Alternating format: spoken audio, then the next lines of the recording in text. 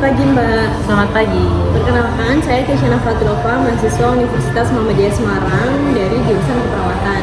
Di sini saya akan melakukan wawancara kepada Mbak terkait dengan hubungan stres, konsumsi kopi, dan kualitas tidur terhadap risiko hipertensi pada mahasiswa.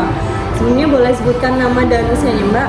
Boleh, perkenalkan nama saya Putri, usia saya 22 tahun, saya mahasiswa semester akhir. Saya akan melakukan wawancara untuk waktunya sekitar 5-10 menit. Apakah Mbak Putri bersedia? Bersedia? Kakaknya sering ngerasa stres atau cemas nggak Kak? Sering Kak, saya sering merasa stres, apalagi beban tugas skripsi saya itu bikin saya stres, makanya saya melarikan stres itu ke dalam kopi. Sering melarikannya ke kopi ya? Kakaknya sehari itu habis berapa cangkir kopinya? Saya per hari bisa 1-2 cangkir kopi. 1-2 cangkir kopi itu setiap hari Kak? Setiap hari, hampir setiap hari dalam seminggu. Hampir setiap hari ya dalam seminggu. Jadi kakaknya jarang nge-skip kopi. Ya. Buat konsumsi kopi yang sehari 1-12, kakaknya yang dirasain tuh apa sih Kak?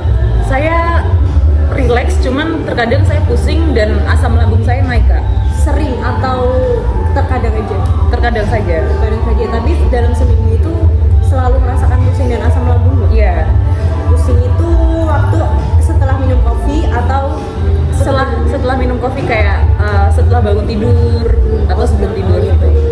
Dengan konsumsi kopi 1-2 gelas sehari itu mengganggu nggak sih Kak ke pola tidur kakaknya?